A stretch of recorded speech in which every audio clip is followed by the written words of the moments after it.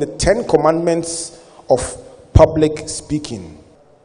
At this point, let me run by you 10 of the most important things that one would need to be a great public speaker. I call them the 10 attributes or the 10 commandments of all successful public speakers. What the world's greatest public speakers have in common. And I can almost feel somebody say, yes, eloquence is number one. Unfortunately, it is not. The first one is credibility. You say, why credibility? I can tell you for sure that if you lack respect, if you lack authority in an area, you can rattle like a rattlesnake.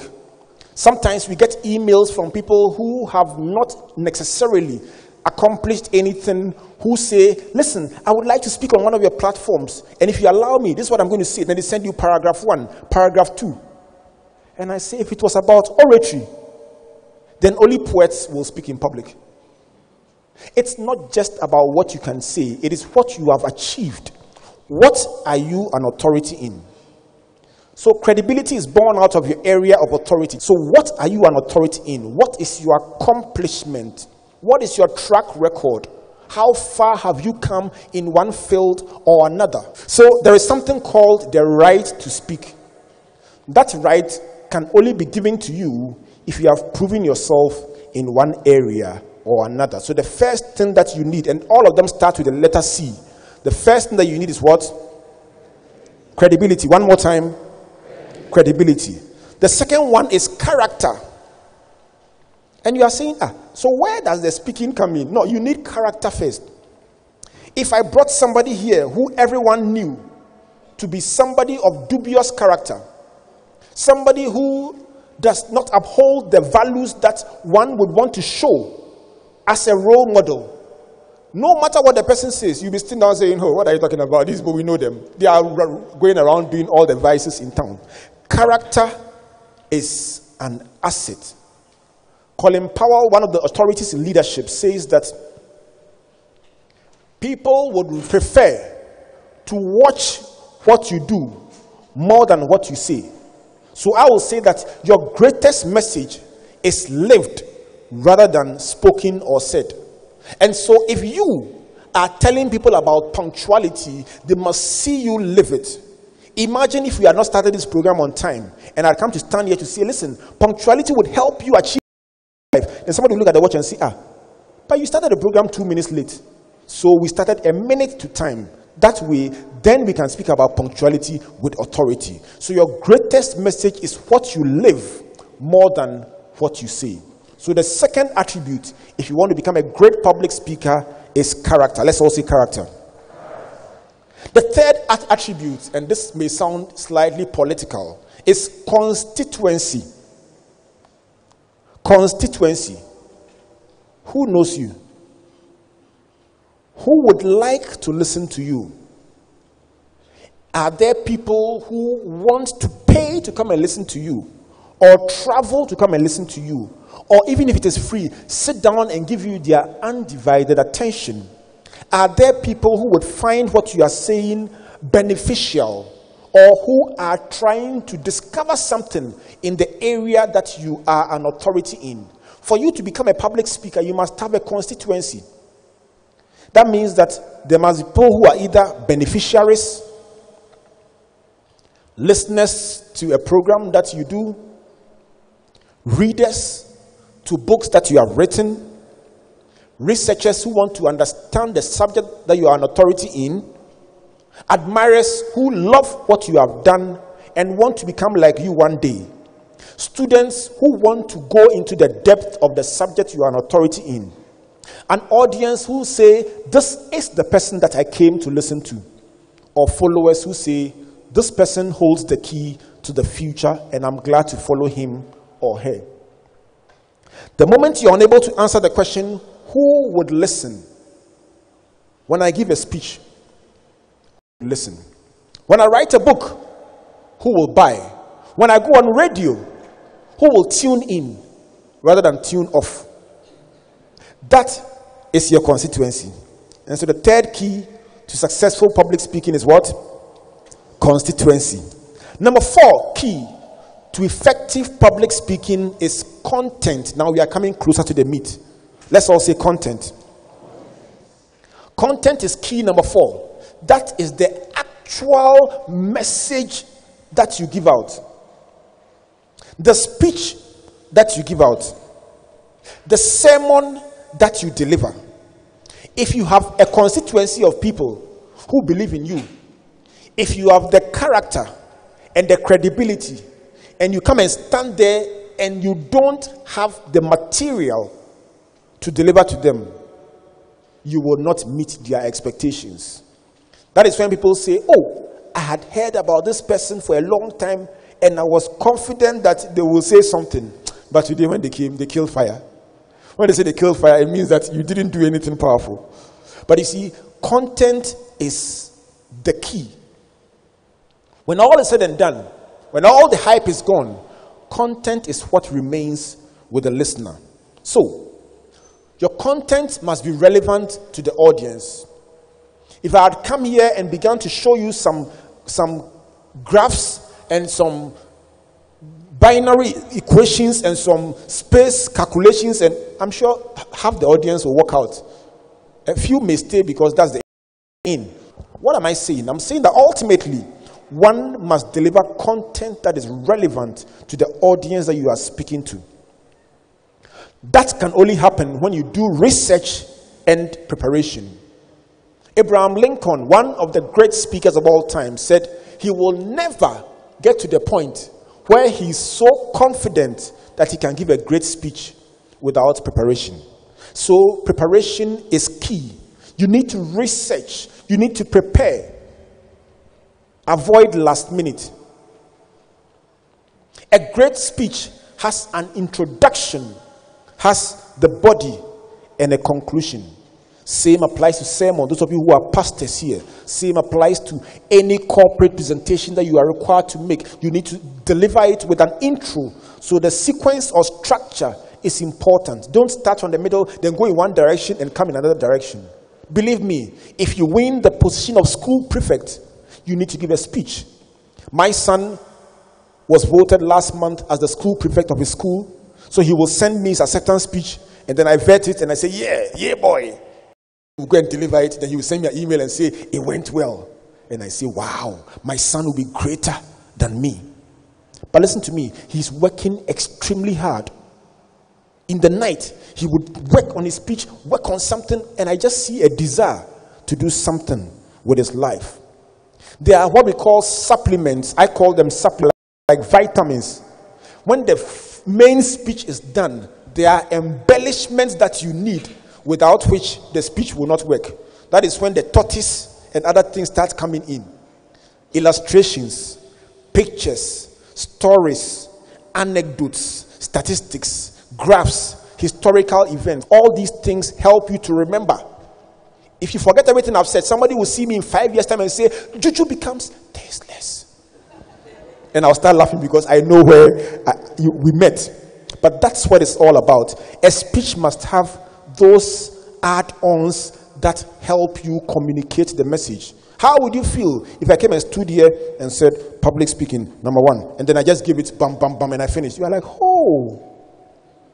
And so there is an expectation that there must be some supplements. The final one is rehearsal and practice. For the content to be delivered well, you must rehearse. Some people say, stand in front of the mirror. And I believe that, especially when you are a beginner. Stand in front of the mirror and rehearse your speech. You may look like a fool, but it is better to look like a fool to your mirror than to look like a fool to your audience. It pays to rehearse. Some of the greatest speeches that I've given are the speeches that I spent time rehearsing, particularly the intro and the outro. Make no mistake, it's important. Right. The number 5 is context. Let's say context. The difference between content and context is the letter N and X. Now, the context refers to the particular occasion, which means that a speech, the same speech being given at a funeral will be different from that same speech when it's given at a wedding. I can talk about love at a funeral and talk about love at a wedding, but the two speeches must be totally different.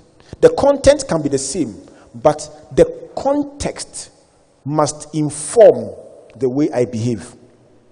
I must not go giggling and cracking jokes at somebody's funeral, lest one of the bereaved, beyond some point, takes offense and stands up and gives me a slap. So the occasion determines how you present your message. The audience who is listening, are they young people? Are they elderly people? Are they predominantly female? Take into consideration the context in which you are delivering the message. Then the demographics, that refers to age, gender, ethnic, and other considerations. Let me be very brutally frank here. When it comes to such sensitive demographic and other considerations, be very mature as a speaker, because if you get it wrong, it can cost you for a long time, and you can erase it and still not be able to get it off. You must appreciate the peculiar dynamics of ethnic, gender, age, and other considerations, so that you don't speak down to any group or show indifference to any group and their sensibilities. Appreciate the relevant protocols. When there are nanum and so on in the place, it helps to appreciate that. The background, how did that program come about? Appreciate that in your speech or your public speech. I've mentioned cultural sensibilities already. Some words mean a lot, and using them in a particular place can have negative implications. In fact, I sometimes show a picture, a pictorial representation of how cultural sensibility can be an issue. A particular soft drink was being advertised, and they showed 3 pictures. First was a man who was running in the desert and fell down, dying of thirst. Second picture, the man was drinking the soft drink. And the third picture, the man was energized and he was running. Great, great advert. Now here was the problem. After screening the advert in several countries, they went to an Arabic country and screened the same advert. But appreciate, my dear friends, that they read from right to left in that culture. And so in that particular culture, what they read was that the man was running full of energy. Then he got a soft drink, and when he drank it, he collapsed. Tell somebody context. The 6th one is competence. It is here that your speaking skills come in. Let's all say competence. Let's say competence. So if you want to be a great public speaker, the point number 6 is competence. Competence is born out of your capability.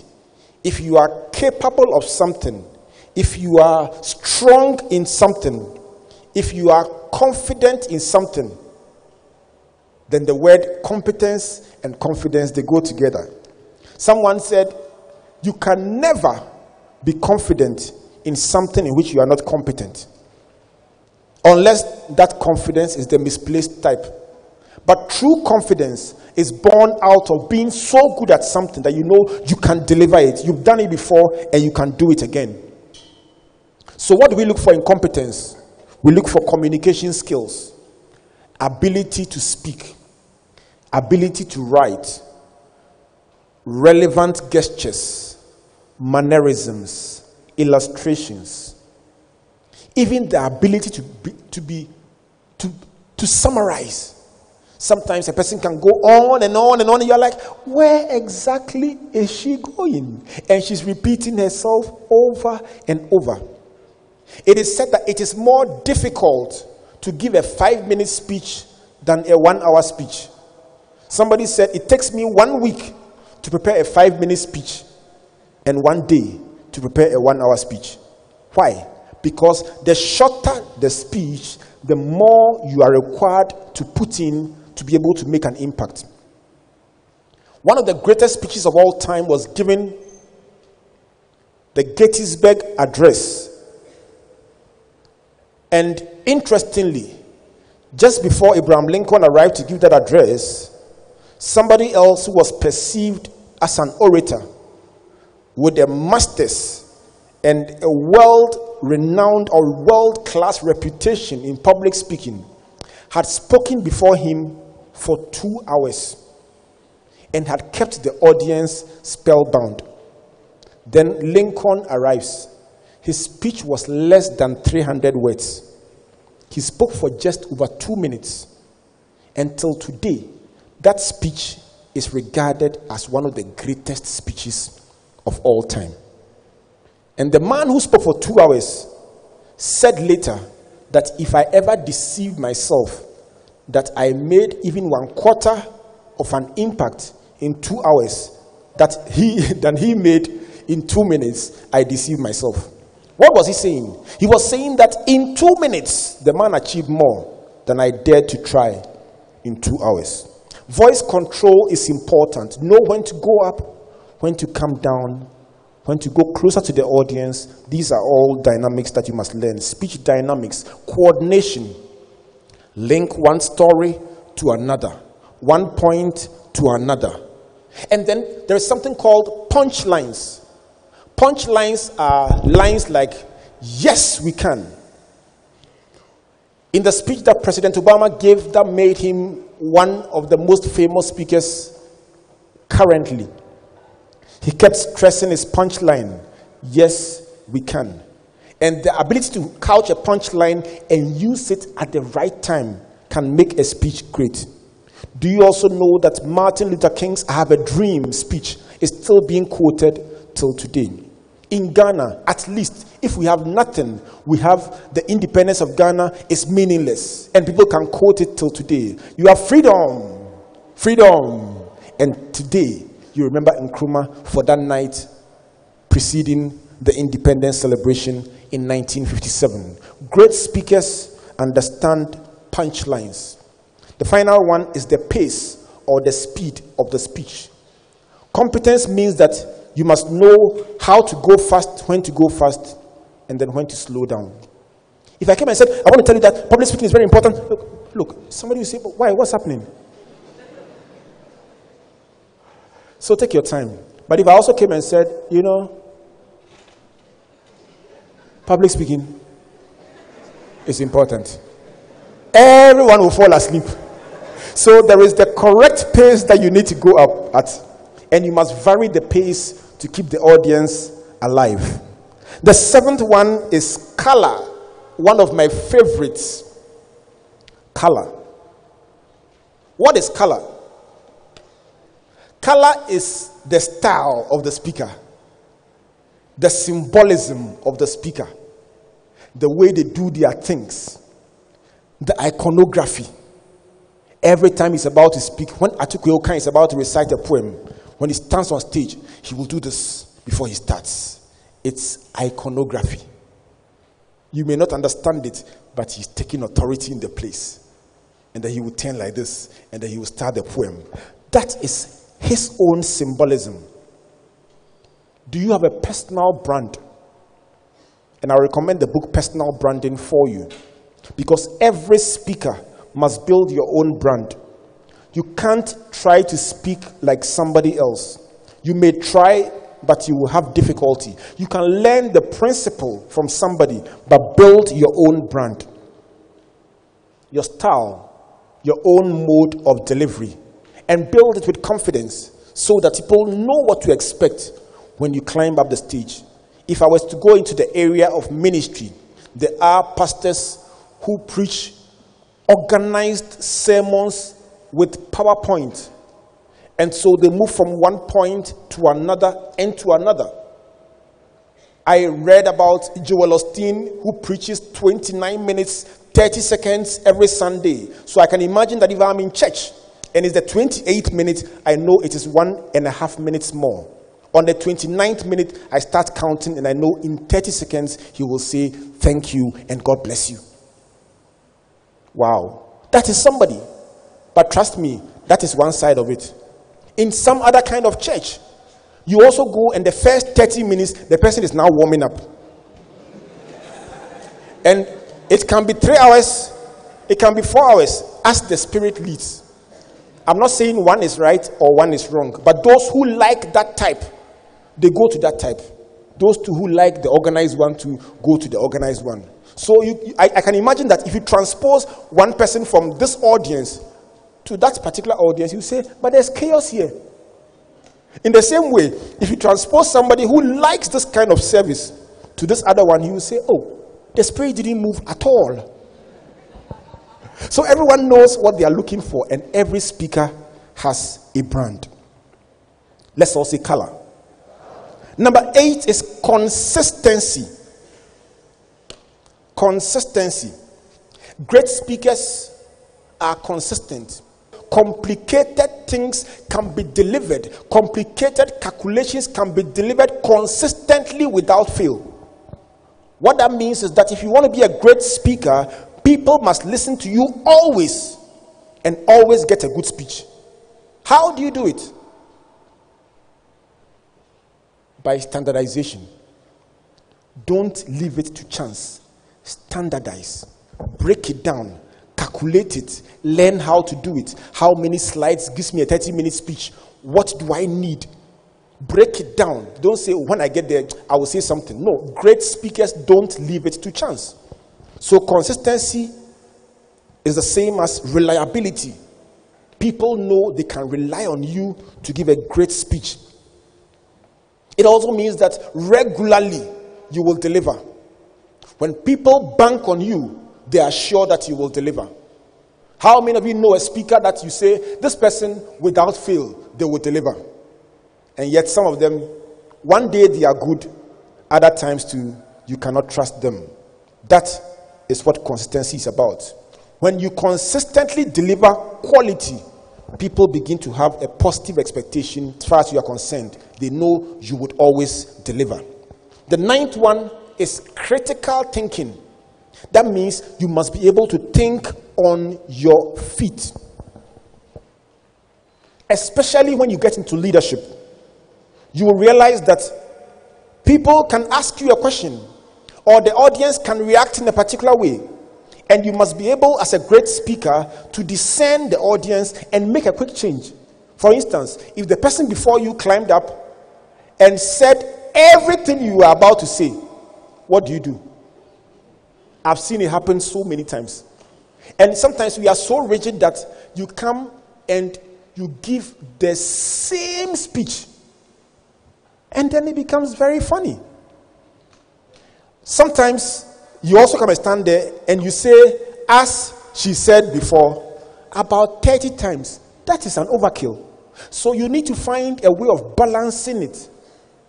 If it were me, I'll say, the fact that we both can say the same things means that there is uniformity of thought, and the thoughts support each other. And I will then take what I have already and amend it slightly with the use of illustrations, stories, and stop emphasizing the things that the first speaker has emphasized already. To do that, you require a bit of intelligence, the ability to think on your feet. You require very good memory. No matter how much you have your points on your PowerPoint, you need to remember. Have a good memory. If not, you'll be like the American presidential candidate in their recent primaries, who said that 3 key things in the economy are: 1, he mentioned number 1, he said, and the other 2 are, in fact, he struggled so much that his competitor in the end provided him with the other 2, because he was too, he was sorry for him. But that's what happens when you don't have a good memory. So have a good memory. The third thing you need to do is know how to think on your feet.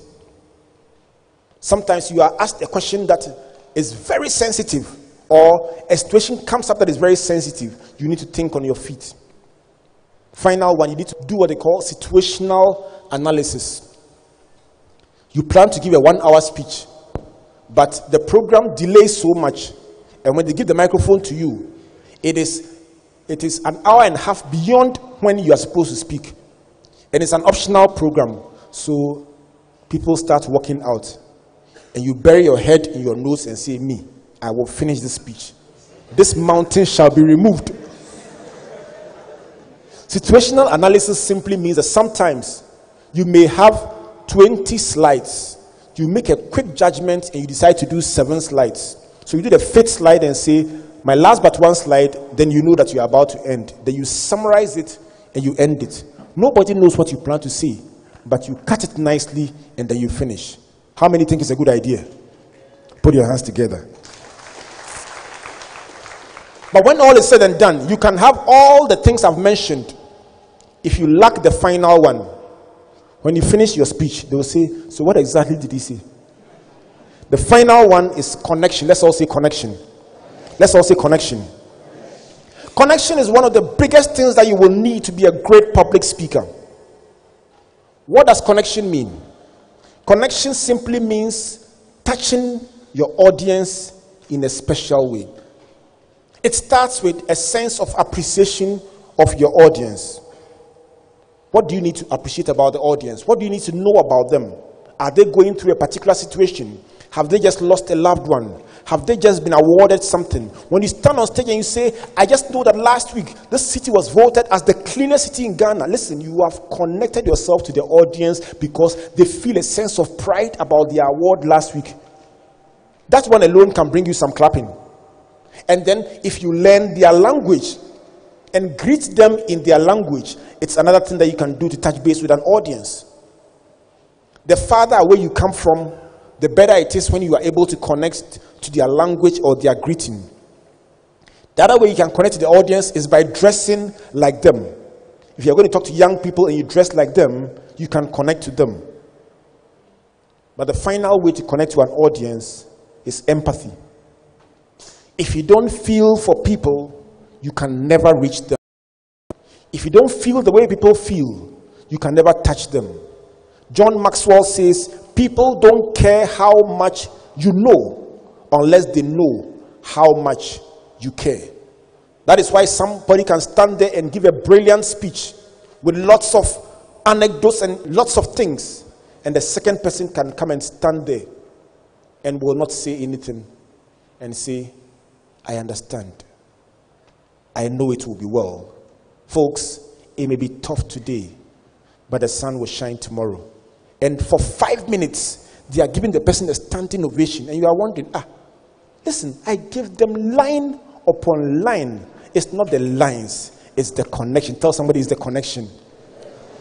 So my dear friends who want to become public speakers, believe me, public speaking has grown to become not just a skill, but a profession. There are people in our world today who earn $1 million per speech for 45 minutes. And I say, may the Lord help me to get there one day. But it is a skill and an art and a science that people have mastered. And it is born out of these 10 things that I'm going to write after me right now. But for you who's sitting out there, don't let anyone, absolutely anyone, discourage you that today you don't speak well, so you cannot speak tomorrow. I believe in you. I believe that you are born to be a great speaker. I believe that somebody here may address audiences of 10,000, 100,000, and 1 million. I believe that somebody here may just even address the UN General Assembly. I believe that somebody here will stand in stadia and speak to great audiences. Your beginning may be small, but your end will be big. I encourage you, live out your dream, climb to the top, and when you get there and you stand on that stage and give that speech, remember, I always believed that you could do it. Thank you very much.